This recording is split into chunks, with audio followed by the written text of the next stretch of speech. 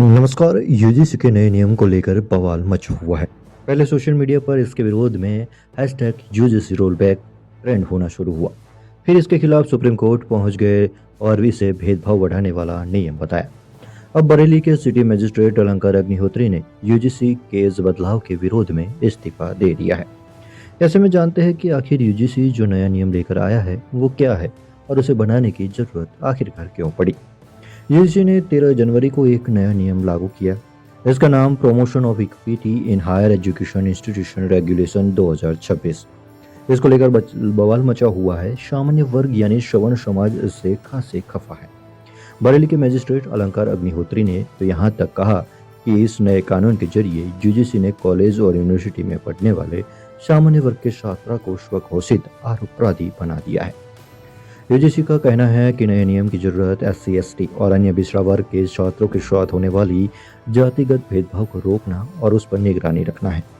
नए equality rule के तहत सभी यूनिवर्सिटी, कॉलेज और उच्च शिक्षण संस्थानों को परिसर में 24/7 helpline, equal opportunity centre, equity scores और इक्विटी कमेटी का गठन करना होगा।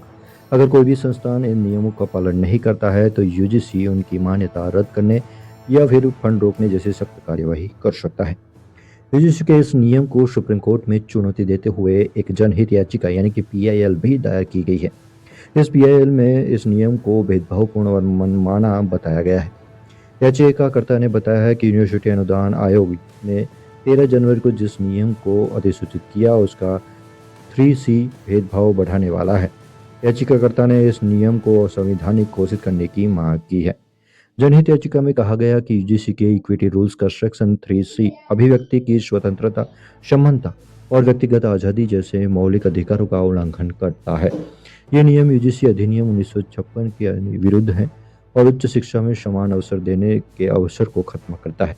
इसी तरह के साथ याचिका में इन प्रावधानों को हटाने की मांग सुप्रीम कोर्ट से की गई है। यूजीसी के अनुसार इस नए नियम की जरूरत उच्च शिक्षण संस्था में पिछड़ी और अनुसूचित जाति और जनजाति के खिलाफ बढ़ते भेदभाव के मामले को रोकने के लिए पड़ी। 2020 से 2025 के बीच जातिगत भेदभाव से जुड़ी शिकायतों में 100% से ज़्यादा की बढ़ोतरी हो गई थी।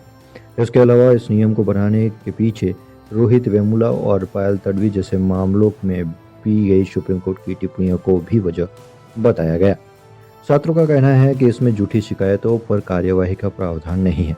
इस वजह से किसी पर भी बिना किसी सबूत के झूठे आरोप लगाए जा सकते हैं।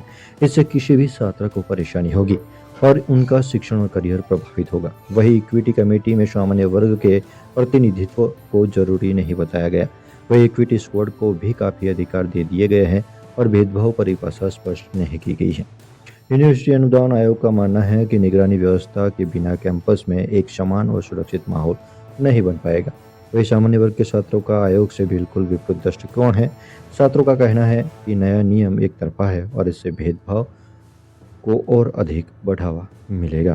तो यहाँ पर यूजीसी के नए नियम को लेकर जो है वो सोशल मीडिया पर भी विरोध चल रहा है और अभी विरोध को बढ़ावा इसलिए मिल रहा है कि बरेली के मजिस्ट्रेट अलंकार अग्निहोत्री ने इसके चलते अपना जो है वो इस्तीफा दे दिया है।